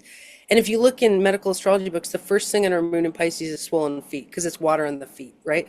So it's like, okay, how does a remediation artist approach a health issue like this, right? Well, the first thing I do is I'm like, look in the chart. I'm like, okay, it's exactly on time to the chart. I should be having swollen feet. So there is it. Does that mean it's in God's plan? I guess, because God is the mechanic who created the planet. Whoever created the planets and the timing, the creator. Okay. Yeah, the creator created feet and swollen feet. Okay, so and it's right on time to my chart. So the creator is having its way with me. Okay, then do I ignore the doctor? Well, I read about, all the things that swollen feet could, portend or whatever. And then I think, okay, it could have kidney problems, it could have liver problems, it could have heart problems.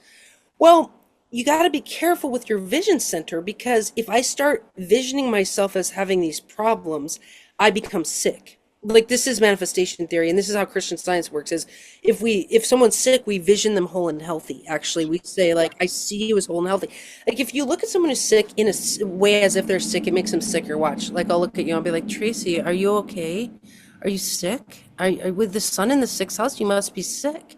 See how scared you're getting? Like, you're probably getting scared, right? Okay, but so yeah, go ahead. But I'll comment on that. Go ahead. Oh, go ahead. You can go. Finish your thought. Well, I was just going to say, because I want to ask about autoimmune, as I have those things. And my hugest annoyance is when the family members, like, they ever ask is, have you heard about your knee? Like, literally, not how are you? Nothing. It's the focus on the thing that's wrong always. And I fucking hate it. Like, I And you know why you hate it. hate it is because it's actually making you sick. So this is where I'm an activist. Is like, I believe in visioning yourself whole and healthy. When I hear about your autoimmune and we attack it remedy wise, I will be looking at your plant as whole and healthy with a little bit of a weird nodule on the knee, or like the autoimmune. It's like with a plant, it'd be like if you looked at a tree and it had a little canker on the side of it. You could look at it and be like, oh my God, the tree is sick from within. Or you can be like, this is just on the skin right here. Let's just slough that off, And it's like, which is better? I mean, it's just better to look at something as whole and healthy, right?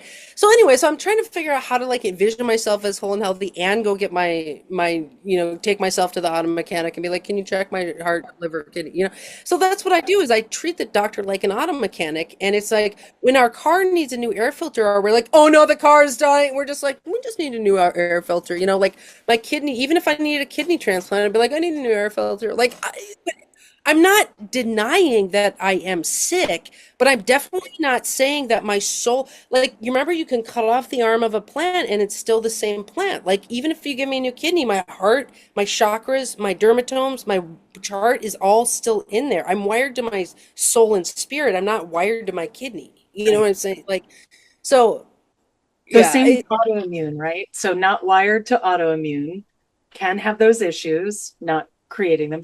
I want to interrupt just a second to say, I was hanging out with a Quaker who got colon cancer, and they wanted to keep hanging out with me because I wasn't awfulizing it. And the minute they got it gone, they were like, I'm 99% better, and I'm, creeping up to 100 every day. And I didn't realize they had that kind of philosophy.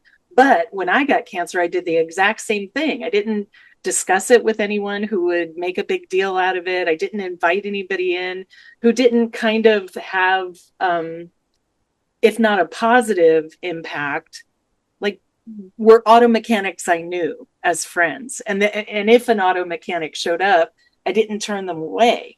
And so my process was very one at a time.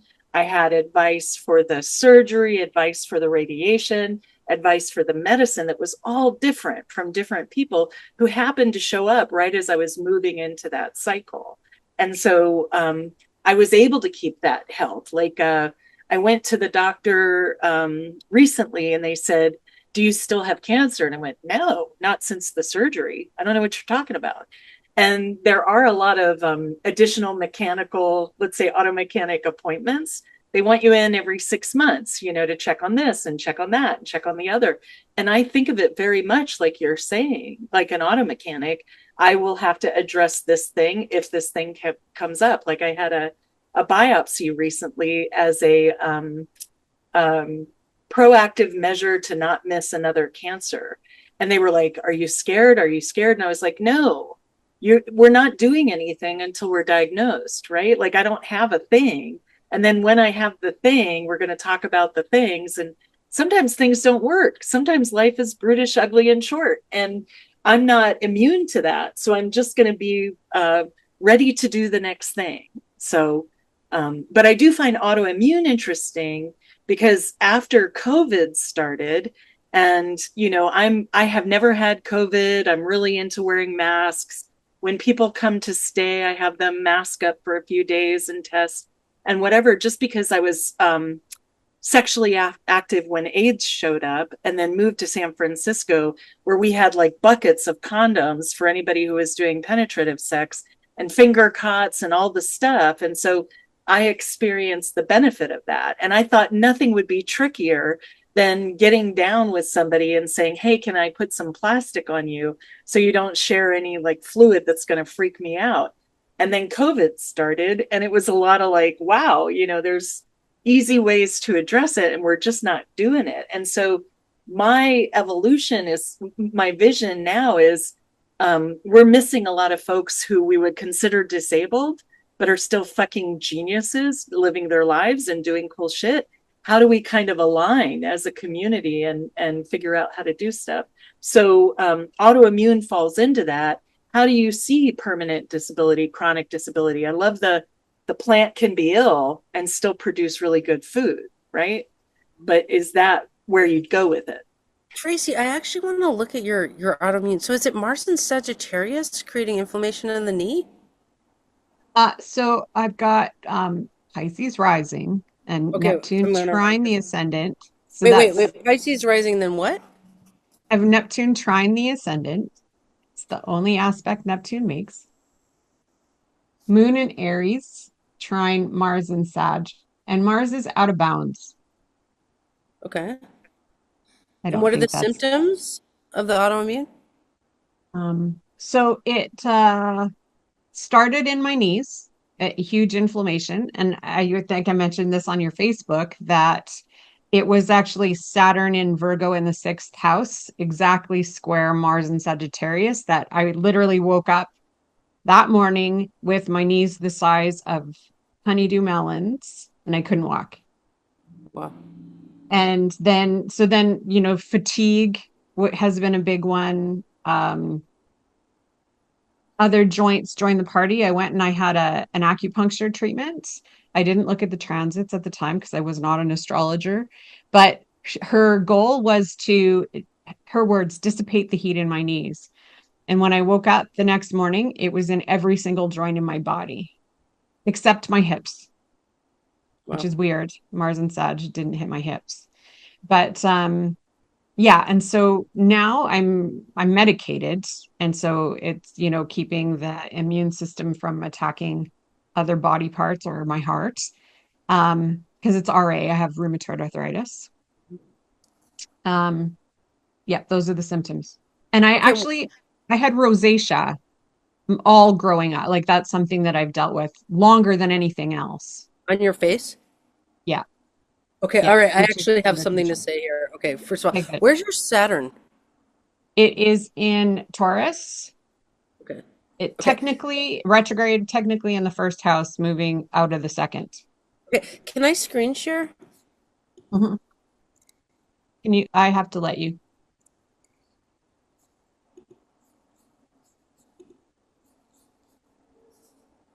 There, you should be able to now.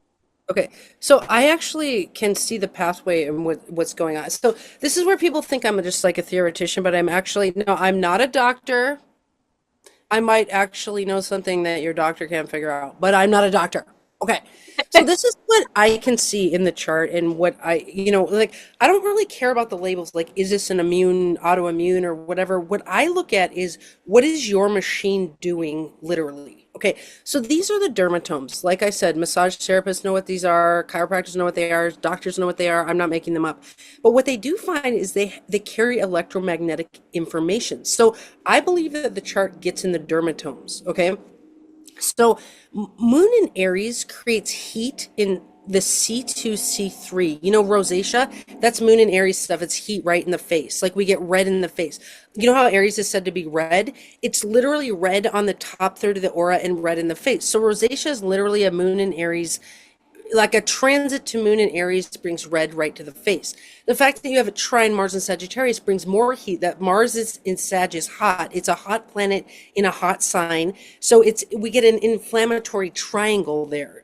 So when you say you have like this inflammatory response, that's a fire triangle. The humors, they would say, it's the blood typologies.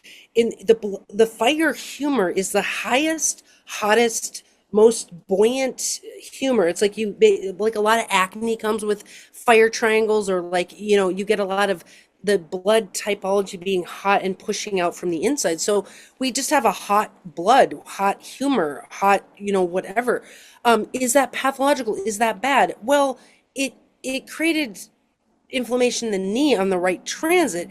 It just is what it is. But I'm glad you're medicated, because I'm a big fan of allopathic medications. It would be like going to the auto mechanic and having them give you a fix. It's like, okay, yeah, you're too hot, you're too inflamed. Here's a med, and if it helps, that's great. Now the knee, the inflammation in the knee. Now Sag is. Let me actually look in.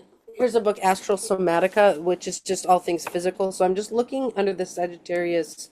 So it's the Sagittarius page. I'm just looking. It's L1 through L4. So if we put heat down L1, L4, that's Mars in Sagittarius, it would be heat right here, heat right here, heat right here, and heat right down through the knee. You see that? So that's the Mars in Sagittarius is going to go heat right down through the knee. And because it's trine Moon in Aries, we have a bunch more heat. Now, a lot of people have Mars in Sagittarius, but they don't get this swollen knee. Well, they don't have a trine the Moon in Aries. The rosacea is an example of how much heat you have in the system.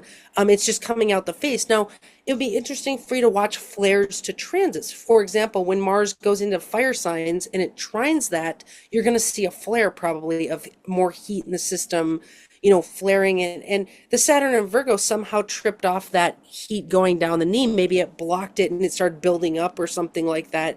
And, so can you see that in the dermatomes where the heat goes right through the knee? Mm-hmm. People always give Sagittarius, to the hip or the sciatic nerve, but in the dermatomes, it goes right through that L4. Now, Capricorn rules the knees too. It's more L5. But it's cold in the leg. Here we get, knee problems of a different variety. Mars and Sag would be inflammation of the knee. So let me show you. I hope people aren't squeamish here, because I'm going to show you what the fix would be for this. So usually with inflammation problems, with chronic inflammation, we take red out. And this is where the ancients are into bloodletting, and they're into fluid purgation. They would bloodlet that knee, hip, face, like, I'm not telling you to put cups on your face, but if you had chronic migraines with rosacea, they might put a cup right on the top of your head and pull that heat right out the top of the head. So that's with wet cupping, they put the cup on, they take it off, and they put little slits, they put the cup back on, and they pull it right out. So I actually believe that this is not in your mind. This is not psychosomatic. I mean, it is psychosomatic. Like Galen said, that the mind's inclination follows the body's temperature. So if you're having this hot heat in your body, you might get cranky, or you might, have a fire mood, like rah, but it's because your body is too hot, right? So, but you see how this cupping is what we would do to pull out that red. There's too much red in the system. We could pull it out. Now, you could also fade it out and just let your body be hot. You don't have to do anything. But if it got to the point on a certain transit where you are sick of it, then this is what I would prescribe. So that's how I look at medical issues. Is so like a vampire facial, right? Dude, I am I'm a brutalist doctor. I'm like, we're gonna pound, like with the violent metalheads. I was dealing with the violence in the metal community. I was like, we're gonna pounce on you and suck your blood. Like, you have too much iron. Like, but doctors do this too. They call it phlebotomy, which is when they take iron out by taking your blood.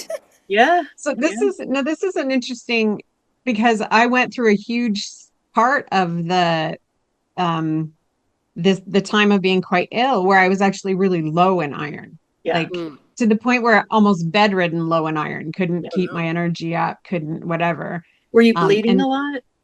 well, so I was in the perimenopause stage of like Yeah. literally I was bleeding, I think it was 18 out of 30 days a month. Like, and That's then on top of that, I had other health bleeding issues going on. that's Well, a your Um, really body will purge iron on its own. Like I've right. seen bodies yeah. purge iron on transit. So maybe it was trying to get rid of some of that heat and then you got low iron from that. Or, that's why we do want to work with doctors. That's why I'm saying I'm not a doctor and you want to talk with your doctor. But I think I mean, vampire doctor, but not a doctor. exactly. I think it's kind of like I'm a theoretician who can see, well, Hippocrates to say a doctor who is not an astrologer is but a fool. Like a doctor should have an astrologer working with them, looking at the dermatomes and saying, okay, what we can see in the system is this. Now, what are you going to do about this? And they have their tests, and that would be the perfect marriage, honestly. Yeah. Yeah. Yeah, No, I I love agree. that. I Well, I agree. will share. I had I was hemorrhaging 2003 February 8th, I think it was, that I had absolutely like ridiculously large clots coming out. And previous to that, I was working super hard at Microsoft and just bleeding all the time. And I had a, what do you call it? They cauterized everything, and that made me bleed even more. And now, in reflection of this discussion, I'm like, oh, I also have a really intense Mars combo. I wonder if that's what my body was doing, trying to get this heat out. Yeah, I don't know. I'm looking back. I don't have your whole chart. I'm just looking at Yeah. February 2003, but yeah, it's hard without the whole chart. Yeah, I Yeah. remember. Here's a story about this. I had a client in my office. No, I'm not breaking confidentiality because I'm not Good. saying who, whatever. But she had Mars in Scorpio at 3 degrees, opposed Neptune and square Saturn.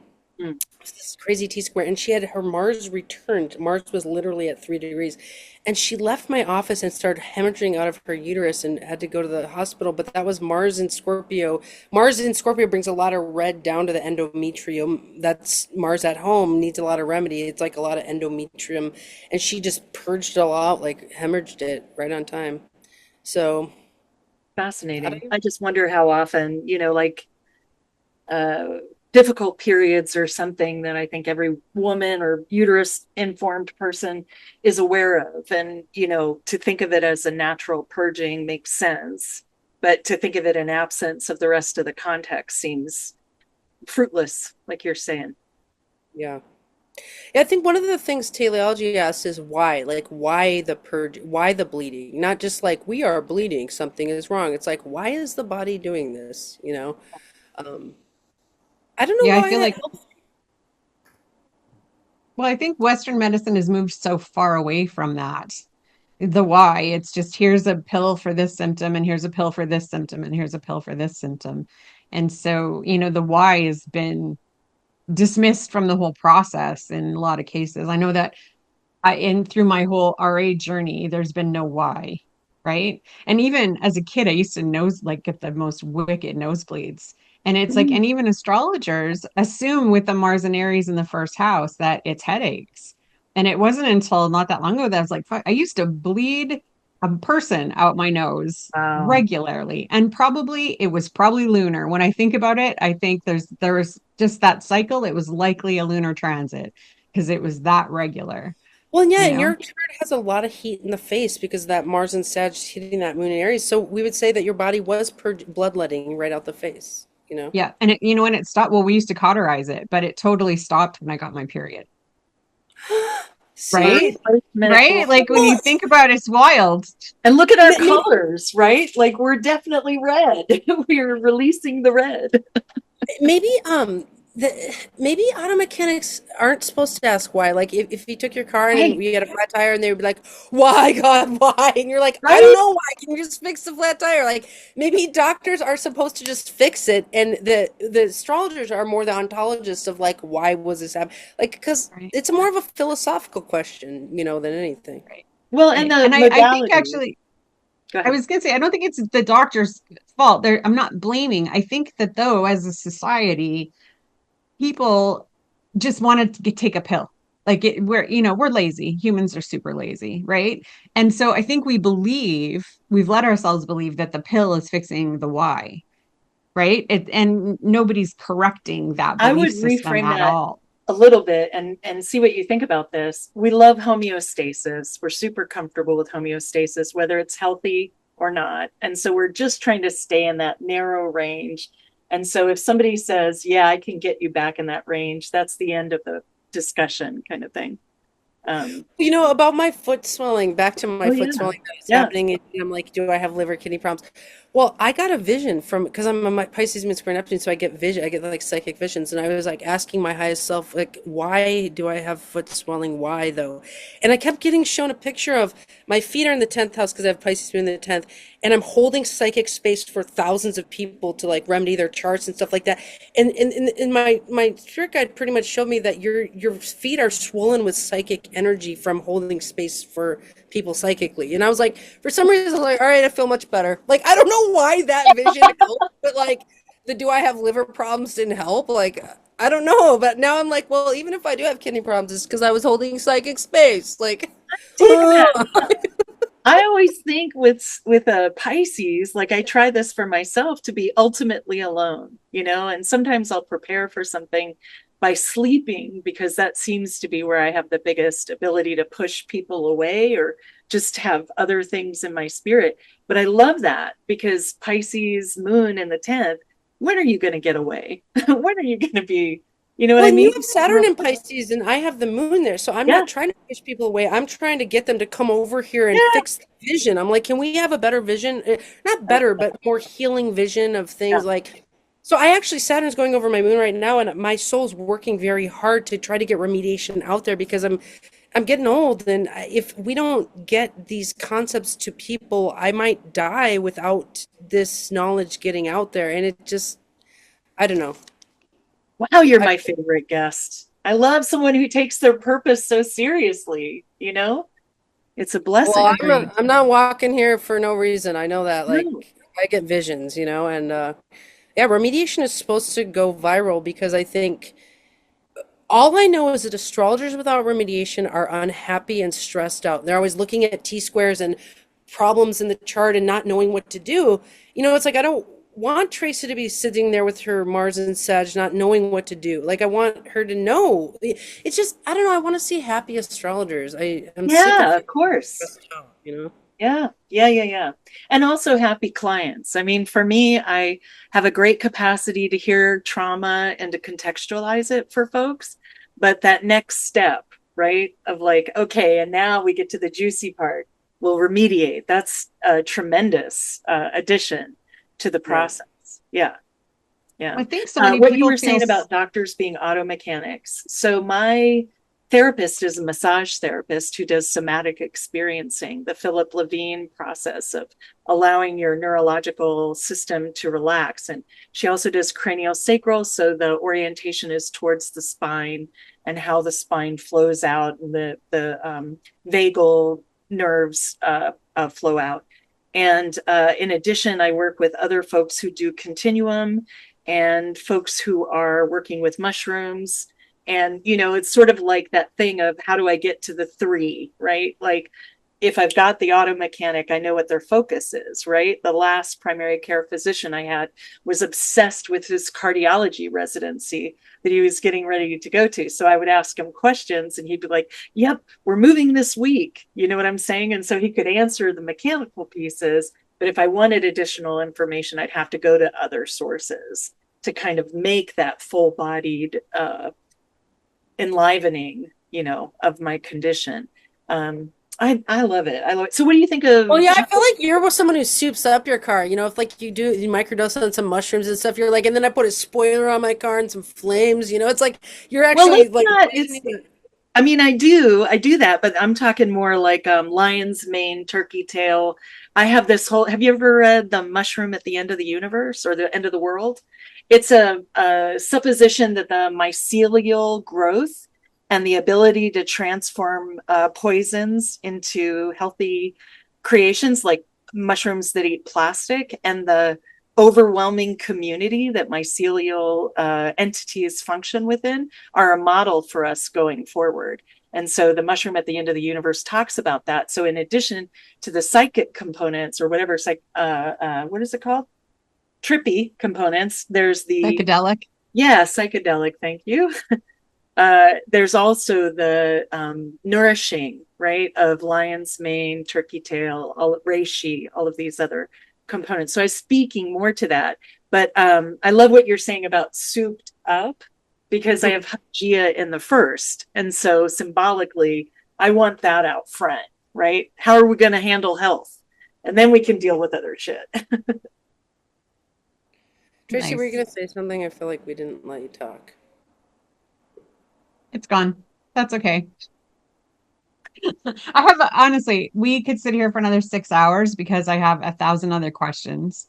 I want to talk about quincunxes. I want to talk about other aspects, and I want to talk about positive aspects. So will you come back? Yeah, I will would you love come back? And then in Thank our last 4 minutes, I do want to hear. So here's what I've listed of things I'm going to look up after we're off this call: the Well Body, Astrosomatica, Kenneth Miller's 4 sets, Teleology, Hippocrates and Purging, Ensoulment, the book, and Galen. I'm really thrilled about all of that.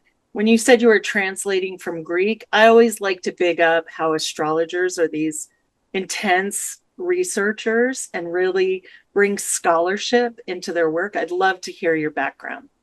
Sure. So I went to Kepler College about 20 years ago when it was in Seattle, and at the time, or maybe it was more like 15 years ago, but at the time I'd been a sign language interpreter for about 10 years. And so when I learned about Vedic Valens and all the ancient Greek texts that needed to be translated, I went out to Project Hindsight, listened to Robert Schmidt. He was brilliant. But I heard him struggling with the translation process. And so I thought I need to take a look at these translations because I'm a trained translator. So I went and learned Greek and Latin. And so I took my hand to Vedic Valens. It took me about 15 years. Got called crazy a lot. But I think our translation is beautiful. We're actually reading it on Thursdays at the Moira Press. We're reading all 9 books of Vedic Valens, but mine are covered up. You can't really find them very easily because I didn't put the name on the cover. And the reason I did that is because Valens protected the books by an oath, and so the best I could do to protect his books by an oath is to make them really hard to find. They're not for the uninitiated, because he releases the length of life calculation in here. So I read Valens in Greek. I've read the Bible in ancient Greek. I read Ensoulment, which is that book on how the soul gets in the body. That took 7 years. I've done the Tetrabiblos, the introduction to the Tetrabiblos. So I've translated a lot of Greek texts. Am I a Hellenist? I would say yes, I am, but I'm more of a teleological Hellenist. If you look at astro.com, there's an article on there called An Introduction to Teleology for the Modern Astrologer, which Robert Hand liked so much that he published on astro.com, because, astrology used to be called apotelosmatica. In fact, the Tetrabiblos is also called apotelosmatica, which is the root word is telos, is teleology. So I really encourage anyone watching this to study teleology. If you're a Hellenistic astrologer, teleology was the philosophy on which it was built. All the ancient astrologers knew teleology. And so my response, though, to reading those Greek texts was not to become a Hellenist and do all the technical aspects of Valens. It was to write Remediation and say, because these ancient astrologers were scary. They were very fate-based. They didn't leave a lot of room for wiggle room. It's like, this is chart is a murder. This chart's gonna die, and so that's why I wrote Remediation. Is like, okay, if we can really see this much in a chart, then we must be able to remedy things. So I'm more of a modern, neo-modern Hellenist with remedy tendencies. If you are behind that 52 genders, you got to know there's hundreds of types of astrologers. We were trying to come up with names for astrology groups, and it's like, well, it's all new territory right now. Well, I'm True. going for the teleological astrologer. I think I like that. it could be the new EA. Not that we need a new EA, but I think it's as poignant as the karmic development idea of EA. It looks at development of a whole human, a whole soul, and Exactly. Yeah. That was my training, the evolutionary astrology. Well, this has been a delight, but we want to honor your time. Thank you so much, and we'll do what we can to spread the word.